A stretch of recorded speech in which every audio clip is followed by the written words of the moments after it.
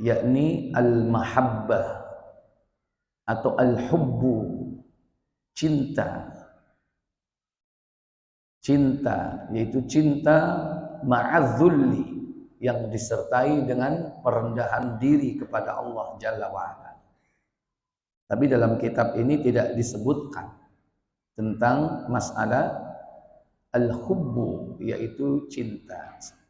Sekalipun dia merupakan salah satu di antara ibadah batiniyah. Berikutnya yaitu tawakkul, berserah diri kepada Allah Jalla wa'ala.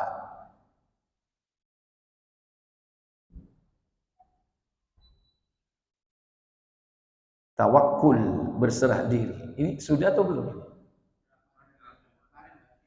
Tawakkul ya, berserah diri kepada Allah Jalla wa'ala. Berikutnya yaitu ar-raghbatu war-rahbah wal khusyu'.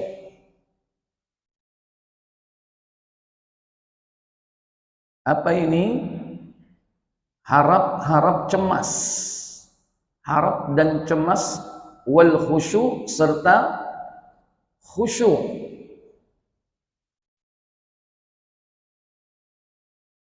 Sebagaimana diterangkan di dalam surah yakni Al-Anbiya pada ayat yang ke-90. Surah Al-Anbiya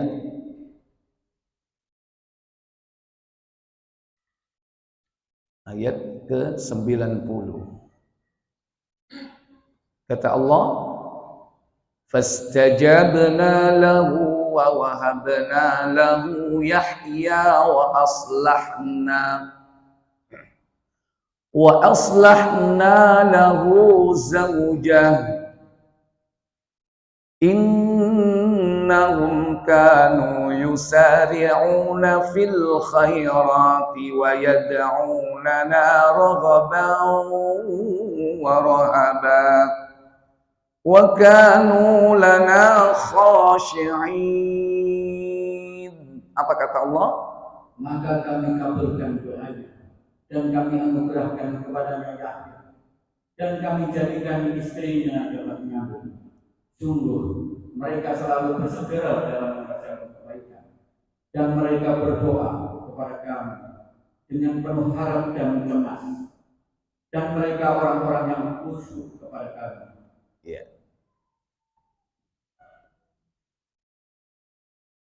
Kata Allah, fastajabna lahu, dan kami kabulkan doanya. Itu doa siapa? Nabi Zakaria. Bertahun-tahun beliau berdoa kepada Allah, tidak pernah bosan. Salah satu doanya adalah agar dikaruniai anak. Maka Allah kabulkan doanya. Apa yang menyebabkan doa beliau dikabulkan? Sebagaimana ayat ini ada 3 yang disebutkan dalam ayat ini, yakni raghaba, harap, wa rahaba, cemas. Kalau tadi harap ada ar-raja, itu merupakan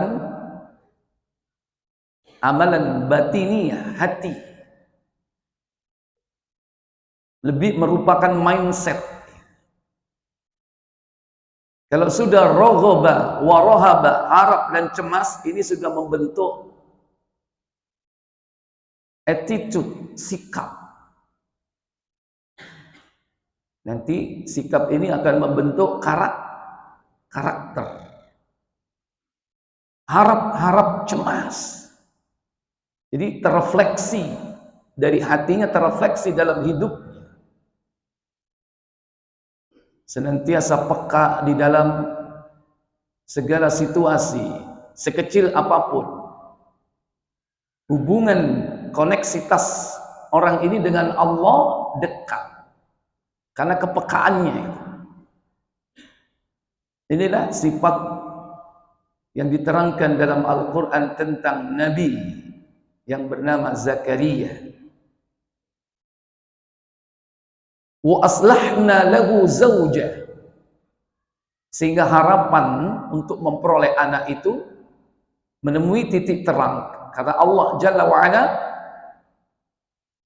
memperbaiki. Wa aslahna lahu, memberikan maslahat kepada istrinya.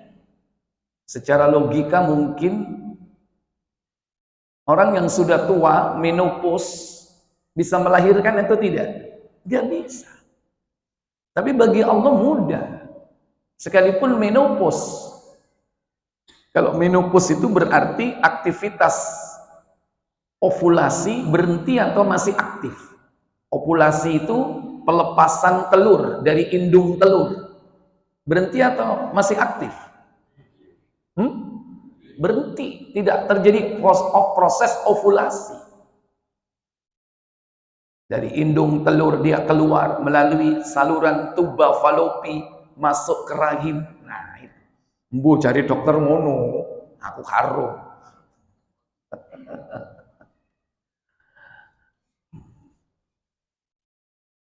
Secara logika tidak mungkin, tapi tidak ada yang tidak mungkin bagi Allah Jalla wa'ala. Makanya Allah katakan wa aslahna lahu, kami perbaiki, artinya Allah mudahkan segala urusannya. Dan bagi Allah sangat mudah sekali. Bahkan yang lebih dahsyat dari ini ada. Kenapa Allah memberikan keutamaan bagi keluarga Zakaria? Pertama, innahum kanu yusari'una fil khairat. Sesungguhnya mereka adalah orang-orang yang bersegera kepada kebaikan. Nggak usah nunggu-nunggu. Nggak usah ntar dulu besok, engko dise. Makna bersegera kepada kebaikan, bersegera kepada amal saleh. Dan amal saleh ini amal yang tentu didasarkan dengan ilmu. Artinya ketika dia sudah mengetahui satu kebaikan, tidak ditunda untuk mengamalkannya. Kita pun demikian. Kalau kita sudah tahu ini hak, ini batil, ini baik, ini buruk, dan jelas sumbernya dari Al-Quran dan Sunnah, maka jangan ditunda-tunda untuk mengamalkannya sebelum nanti datang fitnah. Kata Nabi dalam hadis Tirmizi, buka nomor 2195 kalau tidak salah.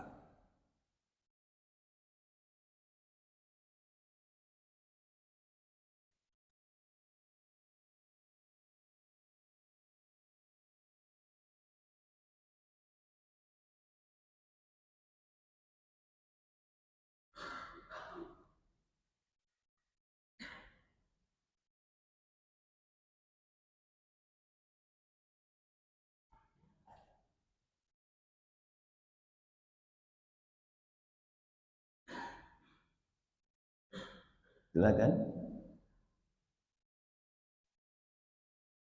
Qutaibah menceritakan kepada kami, Abdul Aziz bin Muhammad menceritakan kepada kami dari Al-Ala bin Abdurrahman, dari bapaknya, dari Abu Hurairah, Rasulullah SAW bersabda. Apa sabda beliau sallallahu alaihi wasallam?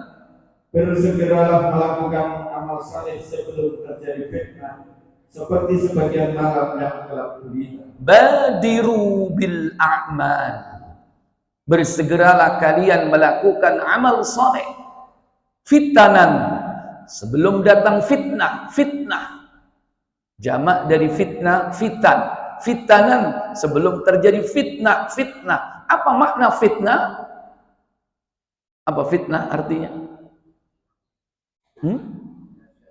Fitnah. Fitnah itu ujian. Kata Allah dalam surah Al-Anbiya, surah ke-21, makna dari fitnah itu adalah ujian, cobaan.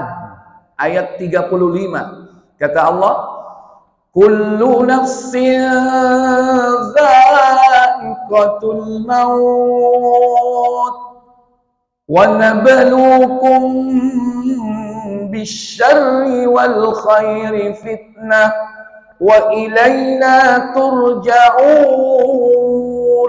Apa kata Allah? Setiap yang bernyawa akan merasakan mati.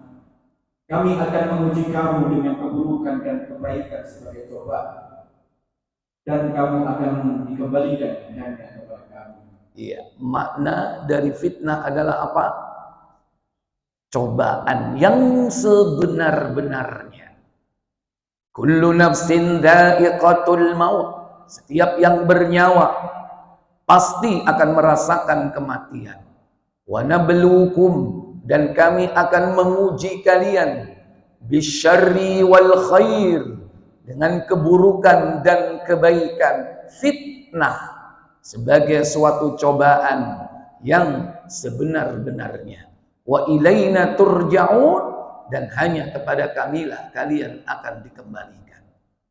Jadi kita diperintah bersegera beramal saleh.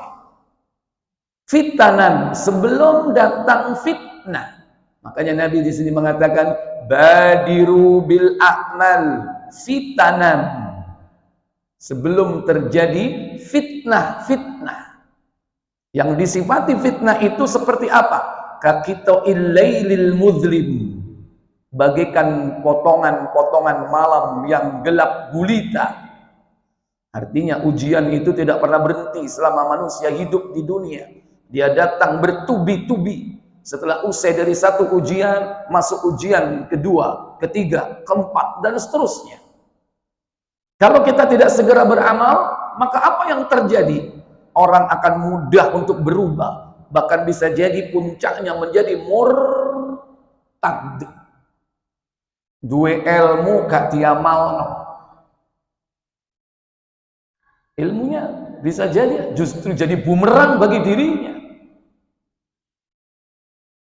Siapapun dia, puncaknya dia bisa keluar dari agama Islam. Bisa jadi ilmunya banyak, tingkatnya ulama, tapi kalau ilmunya tidak diamalkan, justru dia keluarkan fatwa-fatwa yang menghalalkan yang haram, mengharamkan yang halal. Kalau sudah seperti ini, murtad atau tidak? Murtad. Menghalalkan yang haram, mengharamkan yang halal. Fitnah.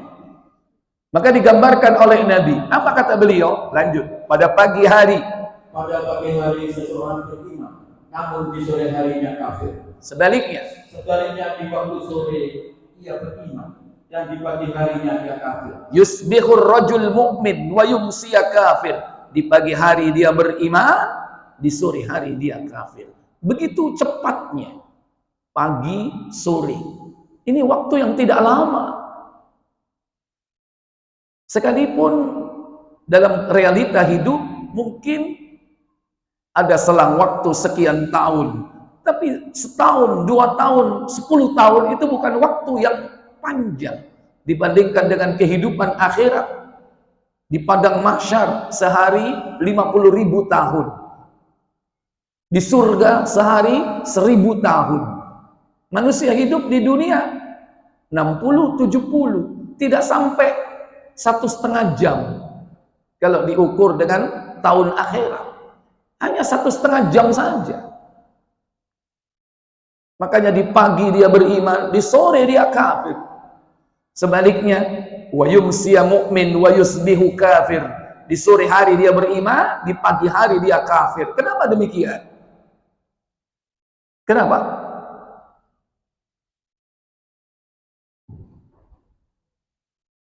Salah seorang dari mereka menjual agamanya dengan kesenangan dunia. Iya, bukan hanya salah seorang.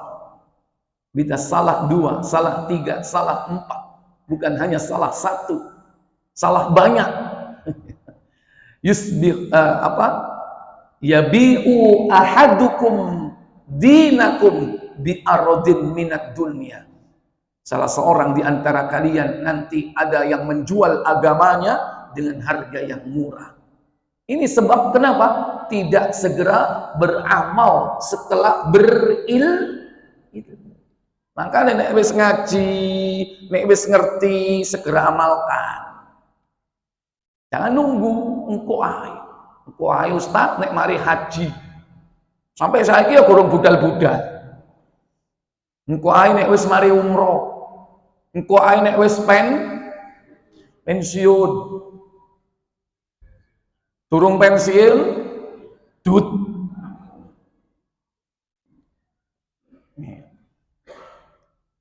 Nah, kalau kita ingin diperbaiki agama kita, kehidupan kita, dan itu doa kita. Allahumma aslih lana dinana, ya kan? Wa dunyana, wa Allah perbaiki agamaku, duniaku. Ini syaratnya. Apa tadi?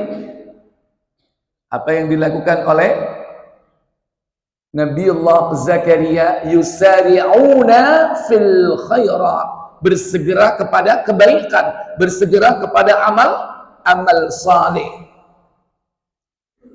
Dan yang kedua, wajad'unana, dan mereka berdoa meminta kepada kami dengan sikap raghaba wa rahaba, harap cemas, wal khusyuk, dan khusyuk, wa kanu lana khashi'in, dan mereka adalah orang-orang yang khusyuk.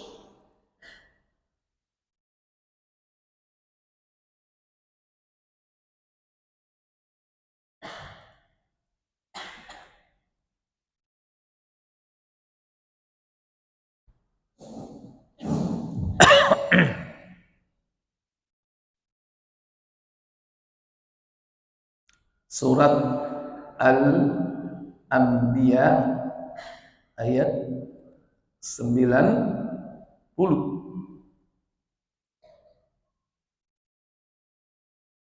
Ya.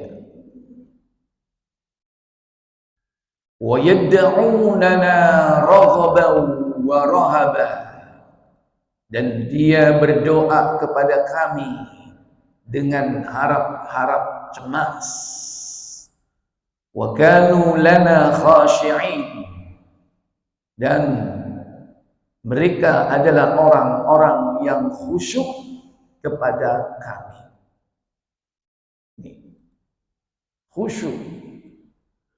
Khusyuk dalam kehidupan. Tentu tidak ada waktu yang kita pakai dalam hidup ini melainkan ibadah. Ibadah dengan khusyuk. Ibadah dengan khusyuk, baik meliputi ibadah ritual maupun ibadah non-ritual. Ibadah ritual, kira-kira apa yang dilakukan oleh Nabiullah Zakaria? Salat. Nabiullah Zakaria pasti melaksanakan salat itu dengan khusyuk. Dan itu merupakan konsekuensi dari orang yang begitu yakin kepada kehidupan akhirat, yakin akan ketemu atau bertemu dengan Allah. Karena khusyuk dalam Al-Quran itu meliputi al-khusyuk fis shalah, khusyuk dalam salatnya. Tentu bukan hanya dalam salat saja, tapi khusyuk dalam hidupnya sehari-hari. Pertama, khusyuk dalam salat. Ciri orang yang akan memperoleh surga Firdaus dalam surah Al-Mu'minun, surah yang ke-23. Kata Allah Jalla wa Ala, qad aflahal mu'minun alladzina hum fi salatihim khashi'un.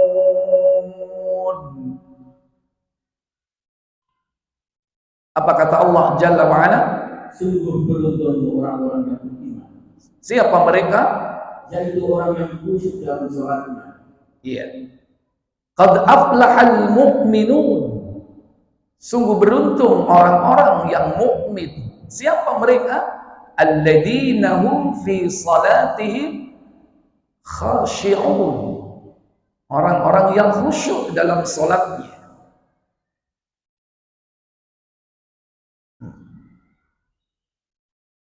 Gampang apa susah ini?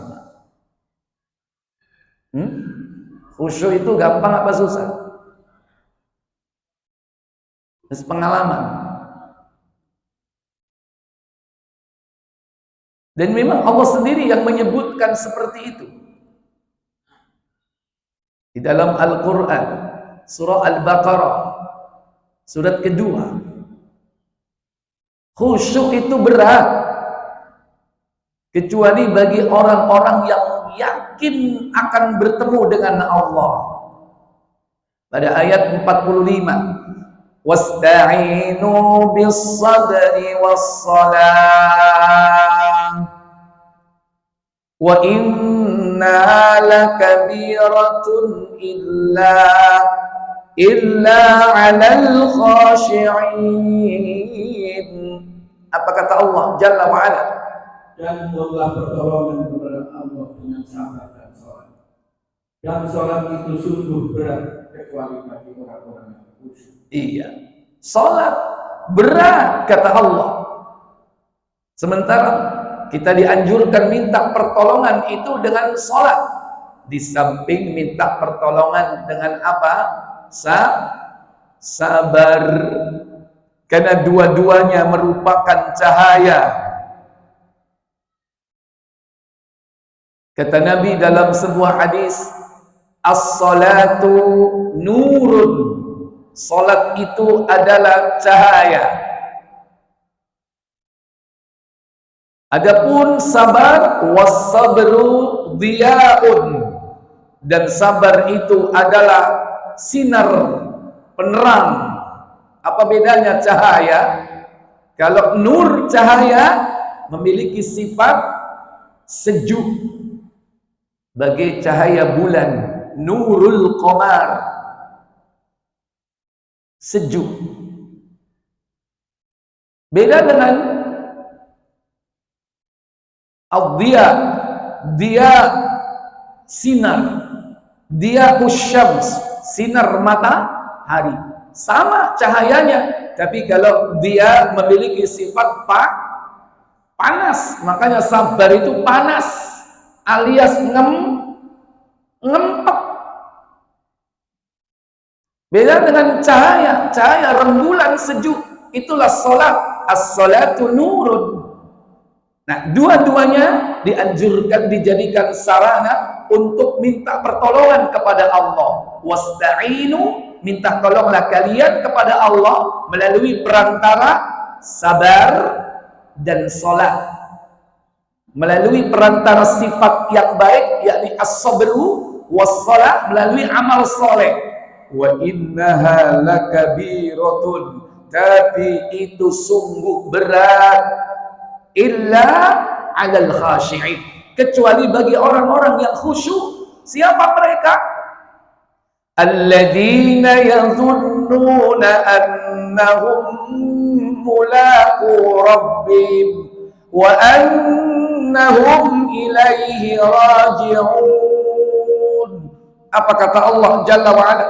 Yaitu mereka yang yakin bahwa mereka akan menemui Tuhannya. Mereka yakin bakal bertemu dengan Rabb-Nya dan bahwa mereka akan kembali kepadanya. Dan bahwa mereka akan kembali kepadanya. Pertama, yakin akan ketemu Allah. Berarti yakin bahwa Allah itu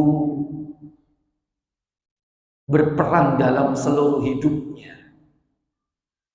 Makanya ketika dia sholat pun sudah mentren dirinya untuk bertemu dengan Allah ketika sholat. Itulah Kata Nabi, al-ihsan an ta'budallaha ka'annaka tarahu, yaitu bahwasanya kau beribadah kepada Allah seakan-akan kau melihatnya. Fa illam takun tara, dan sekiranya kalian tidak bisa seakan-akan melihat Allah saat beribadah, fa innahu yarak, yakinlah bahwa Allah melihatmu. Dia yakin akan bertemu dengan Rabb-Nya. Dia sudah mulai latih ketika dia hidup di dunia dengan sholatnya. Dan dia yakin kelak akan bertemu dengan Allah di akhirat. Ketika sholat, dia seakan berdialog dengan Allah Jalla wa'ala.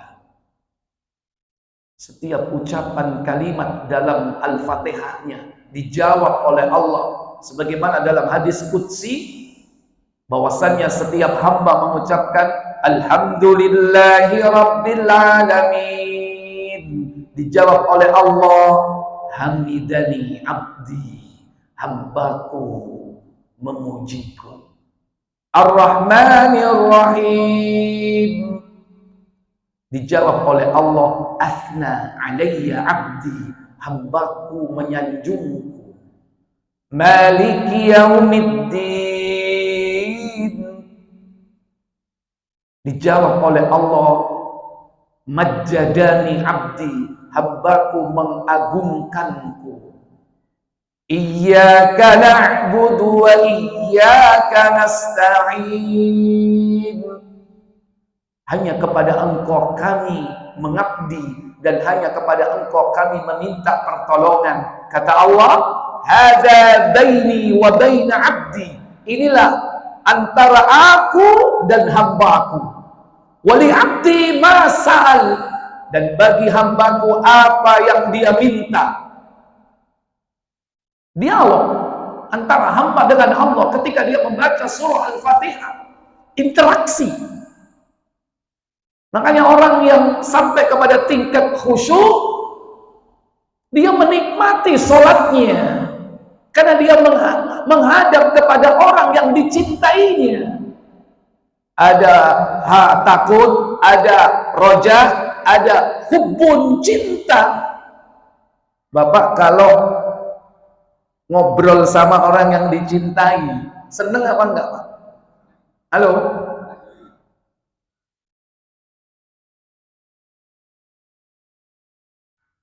Ono wong wedok ayu sampean kepengin ditari rabi gelem, jadilah akad nikah.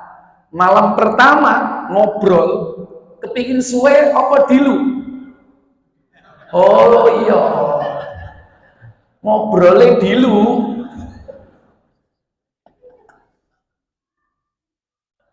Engkau nemari ya, dengan orang yang dicintai. Makanya orang itu kalau sholat menghadap zat yang dicintai, lama apa sebentar? Nek ono wong sholatnya cepet, ikutan ngereka cinta nang, nggak cinta nang Allah, hanya sekedar gugur kewajiban. Ada nggak sholat cepat-cepat? Ada nggak? Di wongi.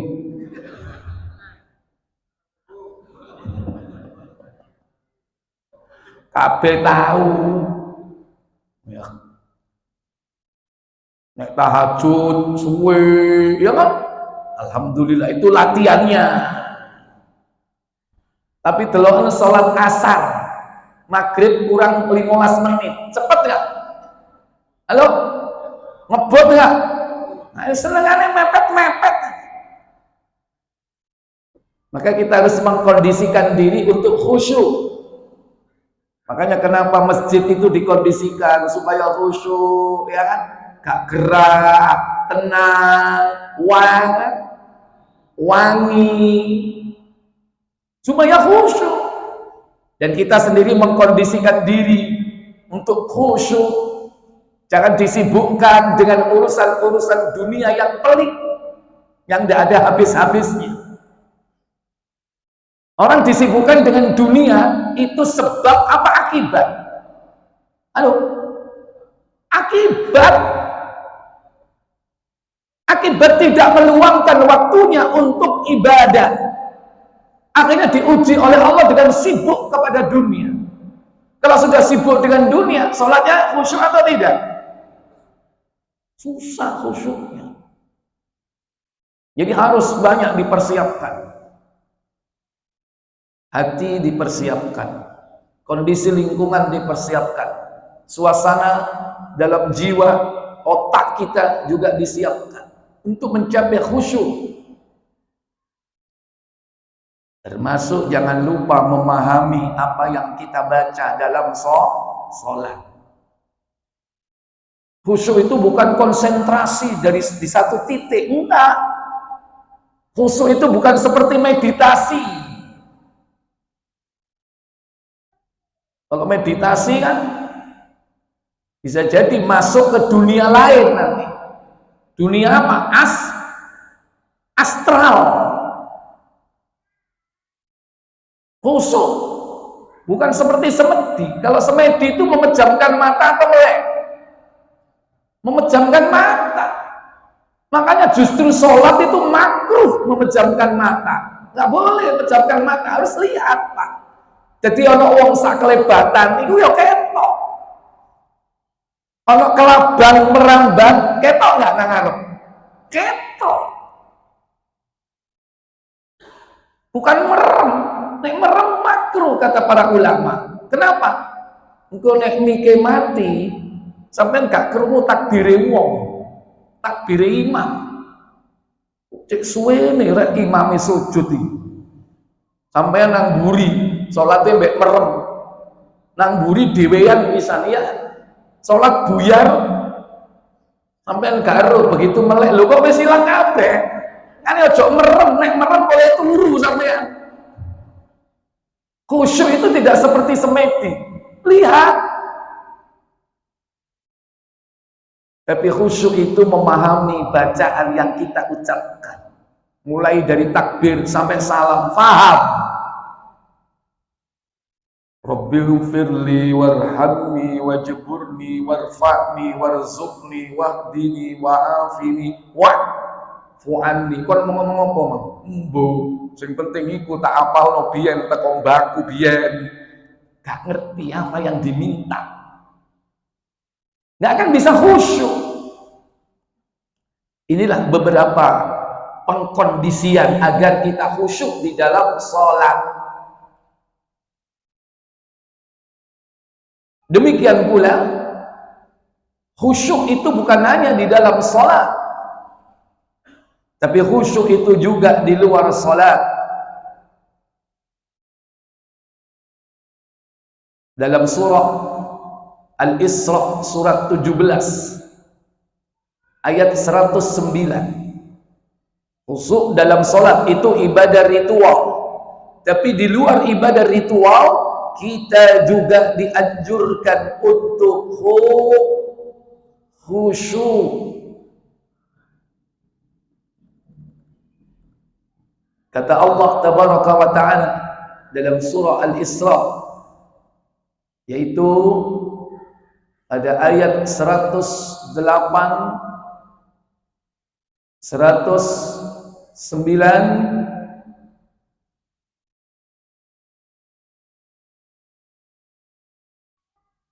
mulai dari 107 boleh.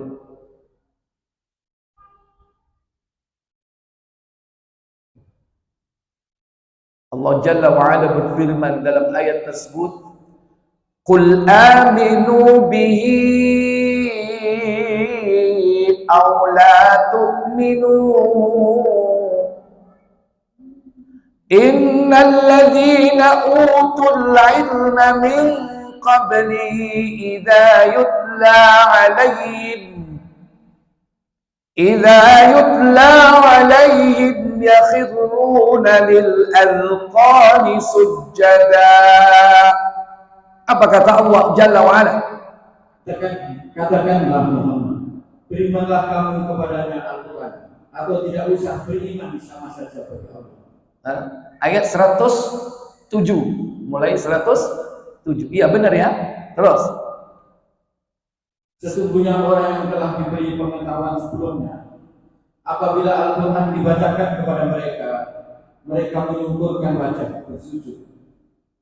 ya, ini perilaku orang-orang yang khusyuk dalam hidup. Artinya apa? Memiliki concern, perhatian terhadap ayat-ayat Allah, kalamullah, sebagai petunjuk hidup, pembeda hak dan batil, dan juga sebagai syifa, penawar, juga sebagai rahmat.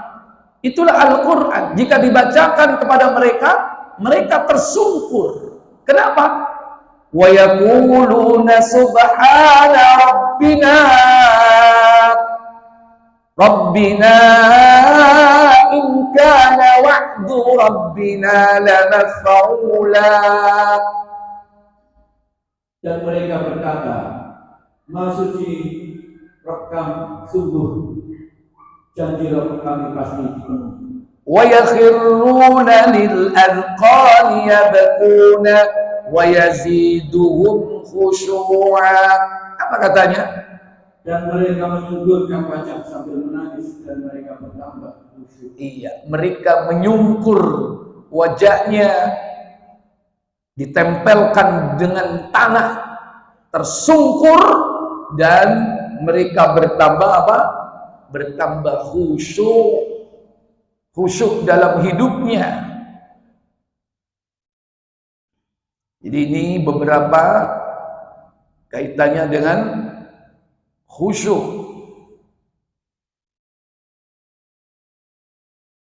Kemudian Allah Tabaraka wa Ta'ala memberikan keutamaan buat orang-orang yang beriman dengan harap, dengan cemas dan khusyuk dalam hidupnya ini, jalan keluar yang terbaik. Sebagaimana Nabiullah Zakaria alaihi salatu wassalam diberikan nikmat oleh Allah Tabaraka wa Ta'ala. Mungkin ini para bapak, ibu, saudara-saudari yang bisa saya sampaikan untuk sifat ibadah di dalam tauhid uluhiyah, yakni raghbah wa rahbah wal khusyuk, harap cemas dan juga khusyuk. Adapun yang akan datang, insyaallah kita akan melanjutkan dengan al-khasyah, yaitu perasaan takut, terutama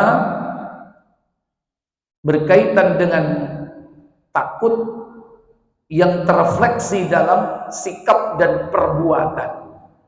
Berbeda dengan khauf. Khauf adalah takut yang tersimpan di dalam hati manusia yang merupakan pilar ibadah batiniyah. Adapun al-khasyah yang akan datang, kita akan bahas bagaimana sikap seorang kepada Allah Jalla wa'ala yang bernama al-khasyah, takut dalam hidupnya. Wallahu a'lam. Mungkin ini yang bisa saya sampaikan sebelum saya tutup. Barangkali ada pertanyaan, silakan.